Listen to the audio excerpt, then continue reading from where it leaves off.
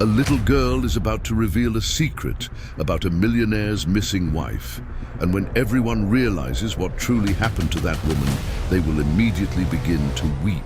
Please leave a comment letting me know what city you're watching from. I truly want to know where you are, and subscribe to my channel to support my work. I'm counting on your help. The Tuesday morning in Savannah, Georgia, dawned with the same heavy burden that had shadowed Louis Miller for 3 years. At 52, the businessman walked through the city park with automatic steps, his eyes lost in memories that persistently tortured him. His construction company prospered, business was thriving, but none of it filled the void Eleanor had left when she vanished in that terrible accident. His cell phone vibrated in his hands as he checked his morning emails. The screen displayed the last photo he had taken of his wife just 2 days before the accident. Eleanor smiled in that image, her brown hair gleaming under the Georgia sun, unaware that it would be the last time he would see her so vibrant and radiant. "Pretty lady," a child's voice piped up behind him. Louis turned, annoyed by the interruption. A dirty little girl, about 4 years old, watched him with almond-shaped eyes that seemed enormous in her thin face. Her clothes were rags, her bare feet bruised by the asphalt, just another street kid that the proper authorities seemed to ignore. "Go away, kid," he muttered, putting his phone away and trying to walk off, but Lily, as he would later discover her name to be, held the hem of his dress pants with a surprising strength for someone so small. "She didn't die," she said with a certainty that made Louis freeze. "The lady in the picture didn't die." Louis knelt abruptly, his eyes meeting the child's. "What did you say?" "I know her. She's hiding," Lily repeated, her voice small but firm. "I can show you where." Louis's heart pounded. For 3 years, he had visited psychologists, psychics, anyone who could give him an impossible hope that Eleanor was still alive. Everyone had told him the same thing: accept reality and move on. Yet now a street child claimed to know his wife. "How do you know her?" he asked, trying to keep his voice steady. Lily rummaged through her few belongings and pulled out a crumpled, dirty piece of paper. Carefully, she unfolded it, revealing a map scribbled in crayon. Points and lines connected locations Louis recognized as parts of Savannah, including the city center, the port, and areas near the marshes. "Here," she said, pointing to an X marked near the marshlands. "She's here.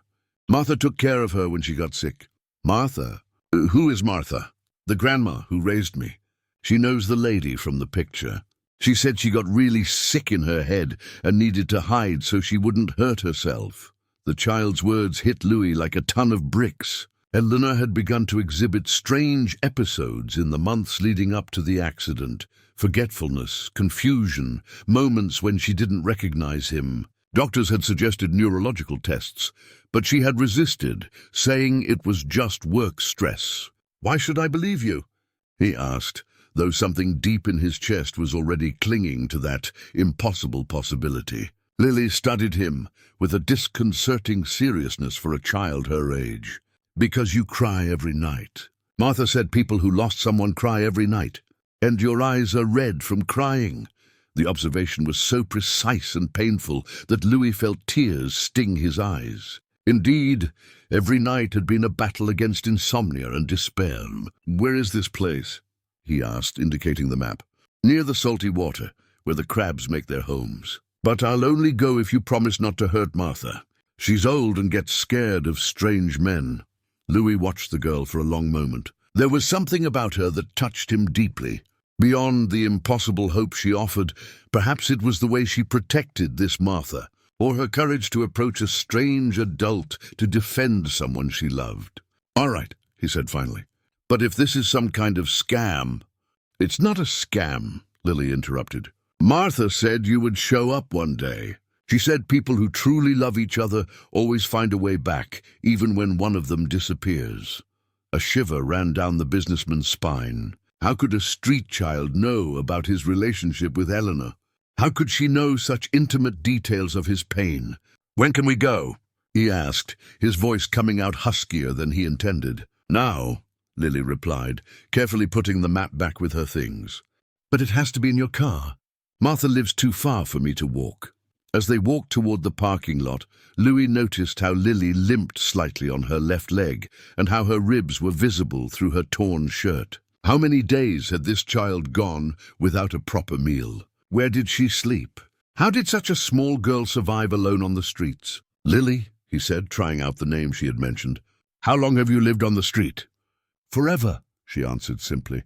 "Martha can't take me home because the bad men might find me. It's safer on the street." "What bad men?" Lily stopped walking and looked at him with an expression that mixed fear and determination. "The ones who don't like children who know things they shouldn't." The cryptic answer made Louis's stomach churn. What kind of situation was this child living in? What connection did it have to Eleanor? When they reached his car, Lily hesitated before getting in. "Do you truly promise not to hurt Martha?" "I promise," Louis said, and for the first time in 3 years he felt he was making a promise that really mattered. As they drove through the streets of Savannah toward the marshes, Lily remained silent, her small fingers nervously playing with the hem of her shirt. Louis watched her in the rearview mirror, noticing how she constantly checked to see if they were being followed. The road leading to the marshes was sparsely traveled, surrounded by the region's typical vegetation. Lily guided him with simple gestures, pointing directions without saying much. When they finally stopped in front of a small wooden house almost hidden among the trees, Louis felt his heart pound. The house was simple but well-maintained. There was a small garden in front with medicinal plants and some chickens pecking in the yard.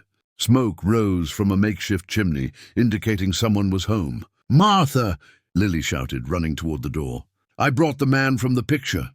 An elderly woman appeared at the door, wiping her hands on an apron. At 68, Martha had completely white hair, pulled back in a bun, and blue eyes that seemed to hold many secrets. When she saw Louis, her expression changed completely. "My God," she murmured, bringing a hand to her chest. "You're exactly as she described." "Ma'am," Louis said, approaching slowly, "the girl said you know my wife Eleanor." Martha studied him for a long moment before nodding slowly.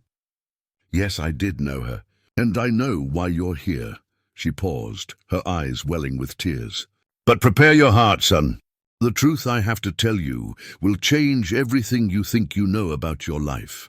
Martha's words echoed in the humid marsh air like a premonition. Louis felt his legs weaken, but he forced himself to stand. 3 years of therapy and antidepressants had not prepared him for this moment. "Come in, please," Martha said, opening the door wider. "Lily, go get some fresh water for our visitor." The interior of the house was surprisingly cozy. Simple but clean furniture filled the small rooms. On the walls, old photographs showed a family Louis didn't recognize, but there was something familiar in some faces that he couldn't quite identify. "Sit down," Martha asked, gesturing to a wooden chair by the kitchen table. "What I'm about to tell you isn't easy to hear." Lily returned with a glass of water and sat on the floor next to Martha, like a child accustomed to hearing adult conversations. Her big eyes remained fixed on Louis, as if studying his every reaction. "Eleanor first came here 4 years ago," Martha began, her hands trembling slightly. "She was confused, lost. Said she couldn't remember how she got here, but that something had guided her." 4 years ago?" Louis repeated, confused. "But she never mentioned she didn't remember," Martha interrupted softly. "The illness was already affecting her memory. There were episodes where she simply disappeared from herself for hours, sometimes days."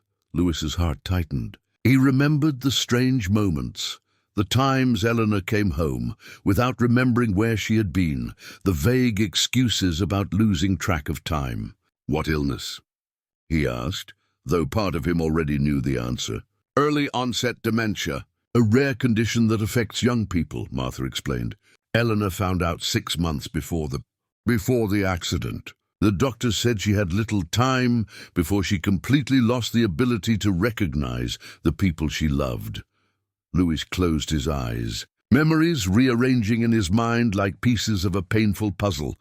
The doctor's appointments Eleanor cancelled. Her resistance to neurological exams, the moments of absence he attributed to stress.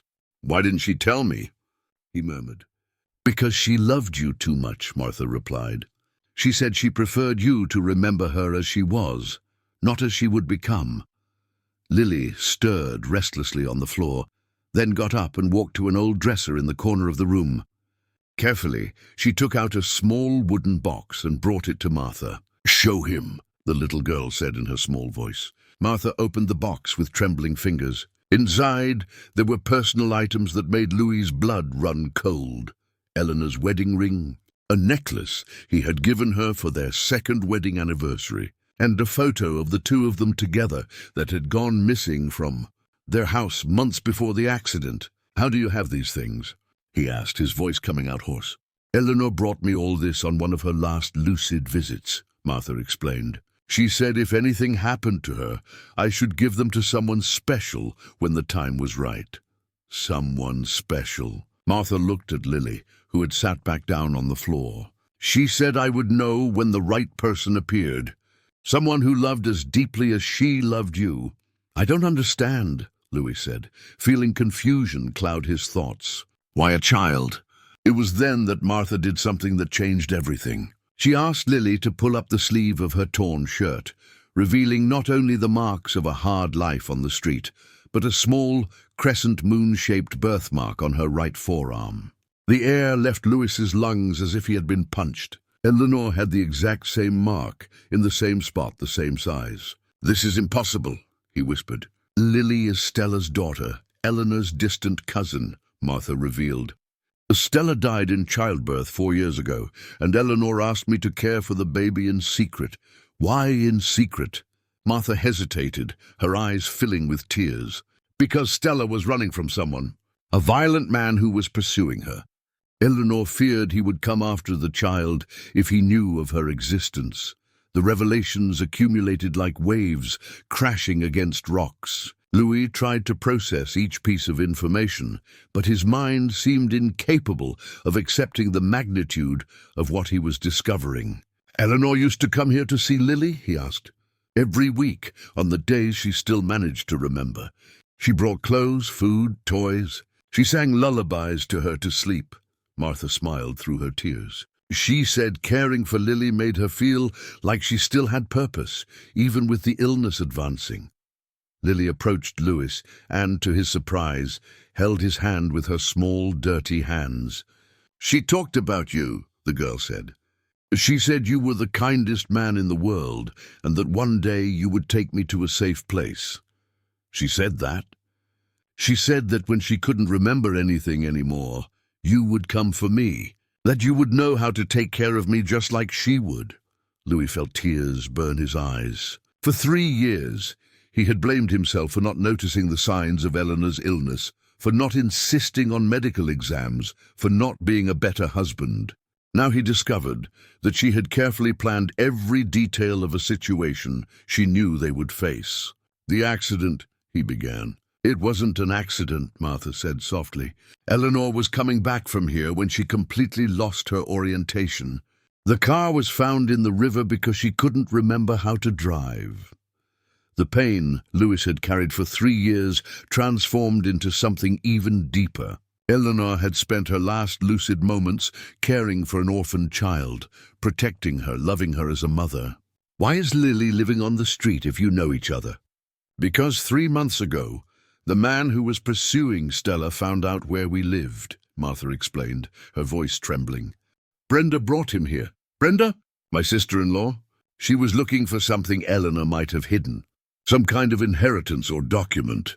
When she found out about Lily, she was furious. She said the girl was an imposter trying to steal what was rightfully hers." Louis felt a cold rage rise in his throat. Brenda had always been ambitious, always questioning why Eleanor had left some assets in her will to charities instead of to the family. "Brenda threatened you?" "She brought a man with her, Victor, he called himself. He said if we didn't hand over anything Eleanor had left, they would make Lily disappear forever." Martha held the girl's hand protectively. "That's when we decided she would be safer on the streets during the day, coming back here only to sleep." "My God," Louis murmured. "A 4-year-old child living on the streets because of my sister-in-law's greed." "Lily is brave," Martha said proudly.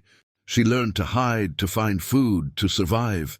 But most importantly, she learned to look for you. Eleanor had described your face in such detail that she recognized you immediately. Louis looked at Lily, seeing for the first time not just a street child, but the last living connection to the love of his life. Eleanor had entrusted him with a sacred responsibility, even knowing he wouldn't know it until the right moment. "What else did Eleanor leave here?" he asked. Martha and Lily exchanged a meaningful look. "There's something else," the elderly woman said. "Something Brenda is desperate to find. Something that could change Lily's entire life." "What is it?" "A sealed envelope that Eleanor gave me with very specific instructions. She said to deliver it only to you, and only when you came looking for Lily spontaneously." Martha stood up and walked to the bedroom. When she returned, she carried a yellowed envelope with Louis's name written in Eleanor's familiar handwriting. "But there's a condition," she said, hesitating before handing over the envelope. "Eleanor made me promise that you would only open this after living with Lily for at least a week. She wanted to be sure you knew the girl before discovering everything else." Louis held the envelope with trembling hands, feeling the weight of the paper and the unfulfilled promises. "A week?" "A week," Martha confirmed. "Enough time for you to decide if you can love this child for who she is, not for what she represents." At that moment, as the sun began to set over the marshes and Lily watched him with hopeful eyes, Louis knew his life had changed forever. The question that remained was whether he would have enough courage to honor the trust Eleanor had placed in him. The following 7 days were the most intense of Louis's life. He decided to take Lily to his penthouse apartment in downtown Savannah, a spacious and modern place that had never housed a child. The adjustment was a shock for both of them. On the first night, Lily refused to sleep in the bed Louis had prepared in the guest room. Instead, she made a nest of blankets on the closet floor, explaining that small, dark places made her feel safe. Louis spent hours awake, listening to the girl's small whispers, talking to imaginary people. "Who are you talking to?" he asked the next morning, finding Lily drawing birds on the margins of a magazine. "To Mommy Eleanor," she replied naturally. "She visits me when I'm scared." Louis's heart ached a little more. The child had created such a deep connection with Eleanor that she still talked to her, keeping alive the memory of the only maternal figure she had known. On the 3rd day, practical problems began to arise. Louis needed to work, but couldn't leave Lily alone. When he tried to take the girl to the construction company, she hid under his desk for 3 hours, terrified by the presence of strangers. "She's not used to many people," he explained on the phone to Martha. "How did Eleanor do it?" "Eleanor always brought her back here after a few hours. Lily needs the quiet of the marshes to calm down," the elderly woman replied. "But don't give up on her, Louis. This girl carries more love in her heart than many adults." It was on the 4th day that the situation drastically complicated. Louis was in the kitchen preparing lunch when he heard Lily scream from the bedroom. He ran there and found the girl huddled in the closet, trembling and pointing at the window. "They're there," she whispered.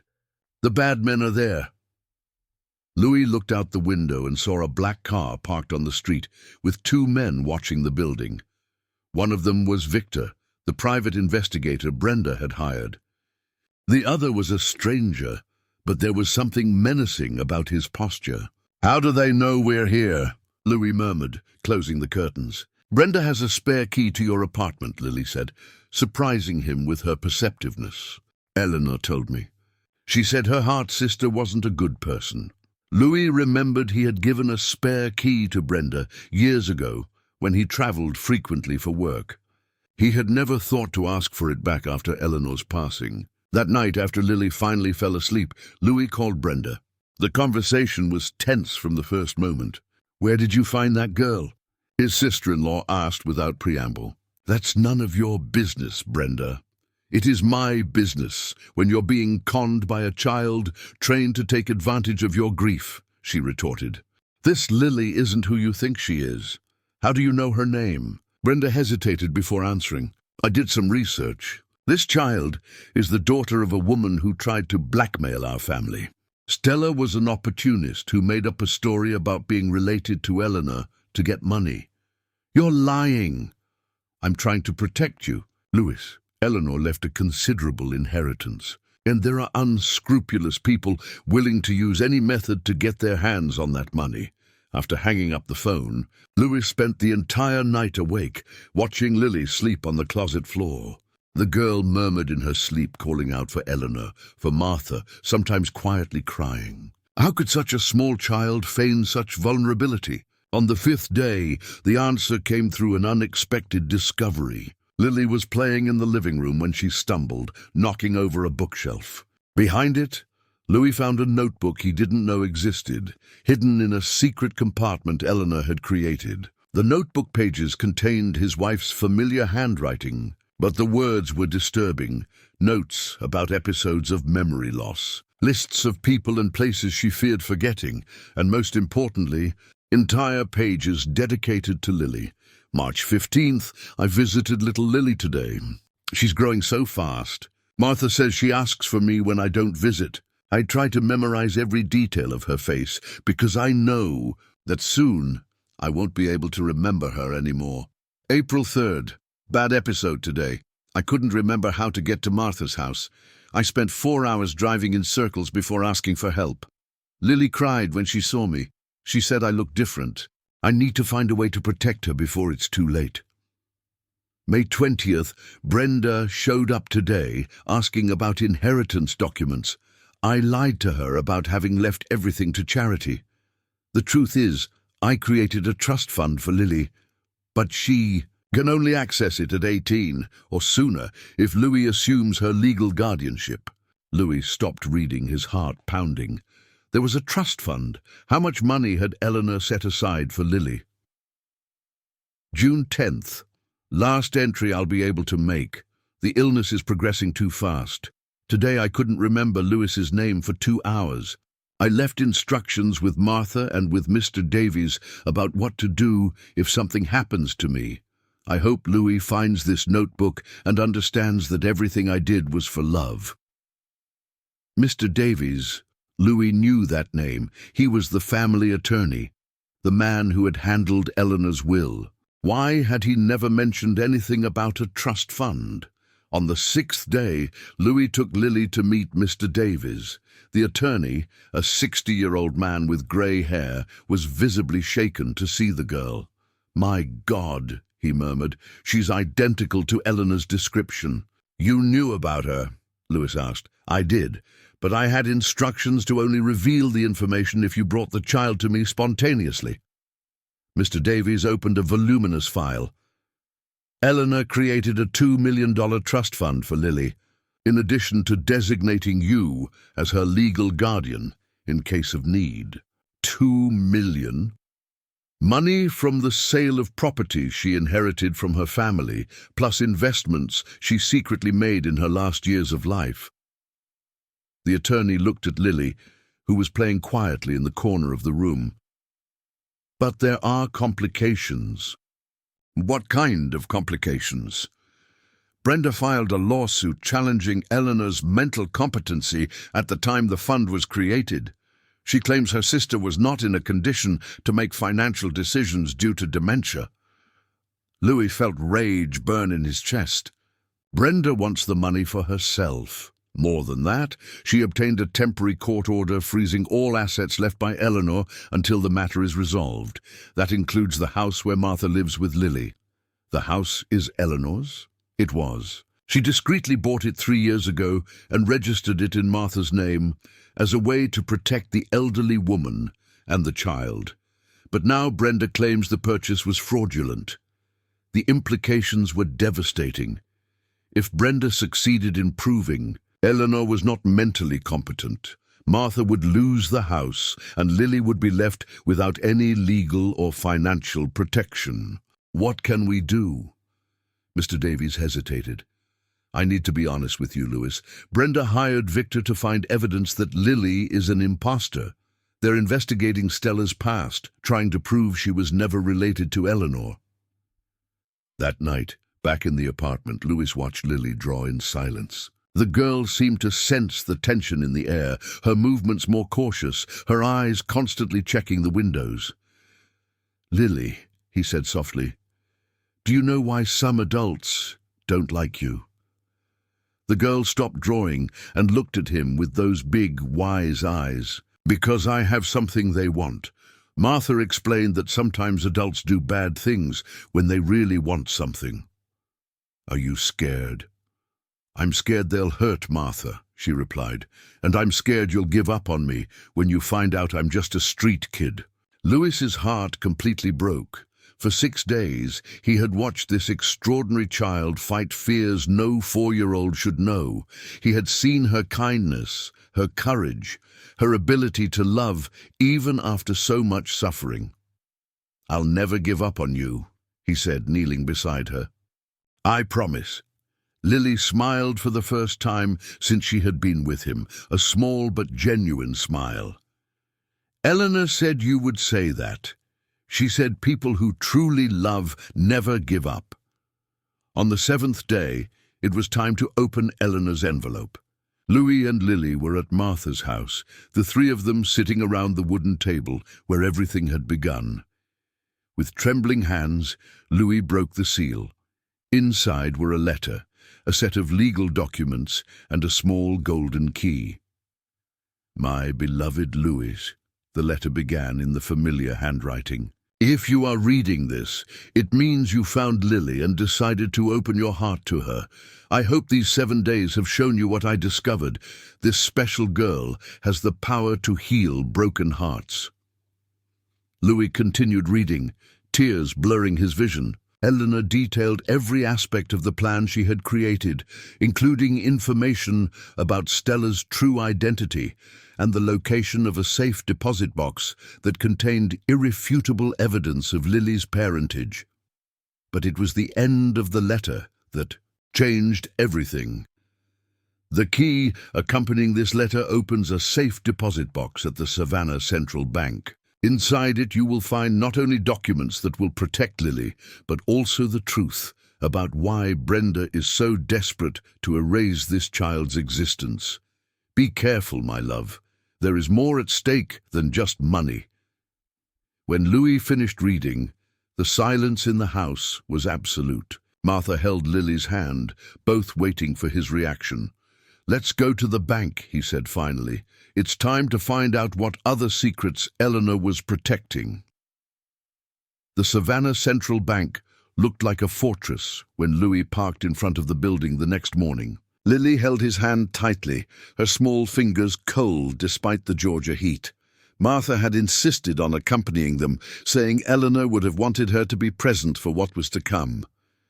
The bank manager, Mr. Peterson, a stout man in his 50s, greeted them personally upon hearing Eleanor's name. "Mrs. Miller left very specific instructions about this safe deposit box," he explained, as he led them through the underground corridors. "Only the bearer of this specific key could open it, and only if accompanied by a child of approximately 4 years old." Lily stayed close to Louis, her big eyes observing everything with a mixture of curiosity and fear. The cold, formal atmosphere of the bank contrasted sharply with Martha's cozy house in the marshes. When they reached the vault room, Mr. Peterson inserted his master key and waited for Louis to insert Eleanor's golden key. The mechanism clicked smoothly, and the small metal door opened, revealing a meticulously organized interior. The first item Louis removed was a folder of documents.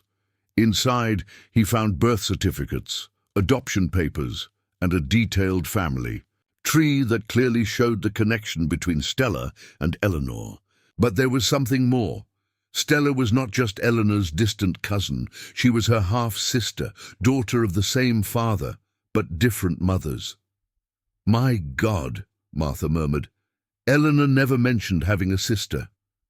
"Because she only found out about it a few months before Stella passed away," Louis said, reading an attached letter to the documents. "Stella contacted her when she was pregnant and desperate, revealing the family connection." The second revelation was even more shocking. Among the documents were medical records showing that Stella had been a victim of domestic violence by a man named Richard Stone, who, according to a private investigation hired by Eleanor, had been married to Brenda for 15 years. "Brenda is married to the man who pursued Stella?" Louis asked, feeling nauseous. Martha paled. "Richard, I knew that name. Stella spoke of him with terror.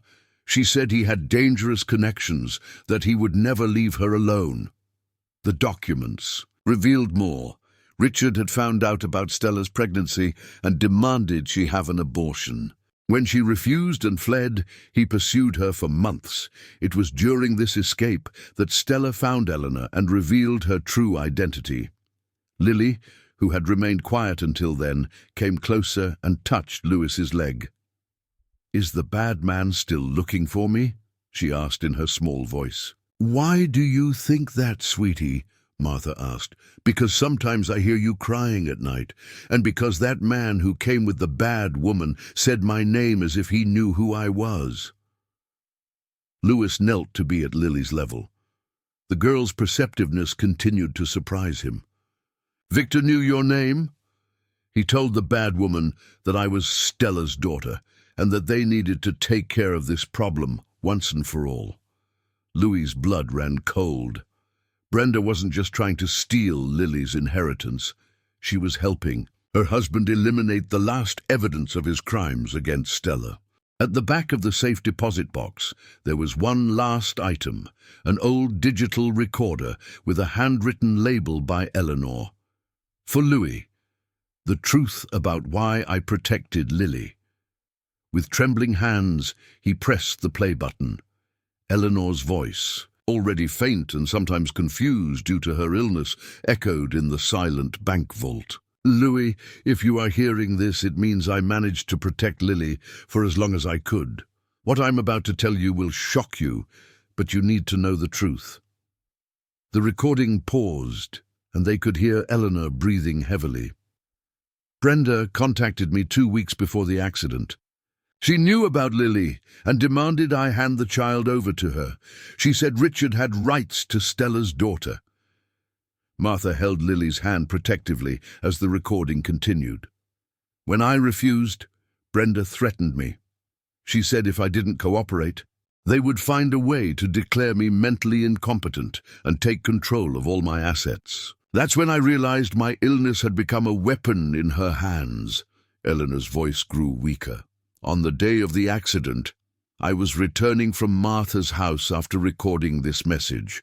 I had just hidden all the documents that would protect Lily. Brenda called me on the way, saying Richard was going to Martha's house.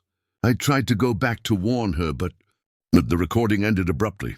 The silence in the room was absolute." Louis felt anger and pain mixing in his chest. Eleanor had spent her last conscious days not just fighting a devastating illness, but also protecting an innocent child from people who should have loved her. "We have to go to the police," he said finally. "We can't," Martha replied sadly. "Richard has connections. Victor has worked for him for years, not just for Brenda. They'll make this evidence disappear." It was then that Lily did something that changed everything. The girl approached Louis and whispered, "Can I tell you a secret?" "Of course, sweetie. I know where Richard hides the bad things he does. Eleanor took me there once. She said it was important for me to know." Louis and Martha looked at each other. "Where, Lily?" "At his company. There's a secret room behind the office. Eleanor took pictures of important papers from there." "What papers?" Papers about other women he hurt. Eleanor said if anything happened to her, I should tell you this." Louis felt a mixture of admiration and horror at Eleanor's foresight. Even ill, she had continued investigating and collecting evidence. 3 days later, with the help of Mr. Davies and a trusted contact in the district attorney's office, Louis obtained a search warrant for Richard Stone's office. The evidence found in the secret room not only proved the persecution of Stella, but revealed a pattern of violence against several women over the years. Brenda was arrested as an accomplice, and Victor disclosed details of the scheme in exchange for a reduced sentence. Richard tried to flee, but was captured at the airport attempting to leave the country. With the criminals behind bars and all the evidence presented to the court, the issue of Lily's inheritance was quickly resolved. The trust fund was released. Martha's house was officially transferred to her name, and Louis obtained permanent legal guardianship of the girl. 6 months later, life had found a new rhythm. Lily had adapted to Louis's apartment, but they spent every weekend at Martha's house in the marshes. The girl had started attending a private school, where her intelligence and creativity impressed the teachers. Louis discovered that being a father was simultaneously the most terrifying and most rewarding thing he had ever experienced. Lily challenged him daily, asking profound questions, drawing birds on every available surface, and gradually teaching him to laugh again. Martha, now 68, had become Lily's official grandmother, and the three formed an unconventional but deeply united family.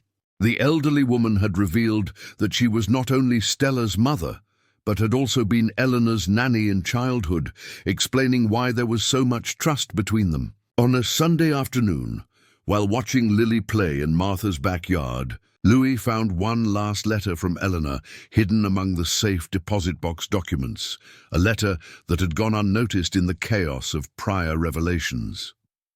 "My dearest Louis," the letter said, "if you have reached this point, it means you have not only saved Lily, but also rediscovered your capacity to love. This extraordinary girl carries within her the best of Stella and the hope of a future I will not be able to see. Take care of her as I know you will, with all the love in your generous heart. And remember, sometimes the greatest gift we can receive comes disguised as responsibility. Lily is not just the daughter you never had. She is proof that true love transcends physical departure and that families are built by choice, not just by blood. Be happy, my love. You both deserve all the happiness in the world." At that moment, watching Lily draw birds in the dirt while Martha hummed an old tune, Louis finally understood the gift Eleanor had given him. It wasn't just a child to care for.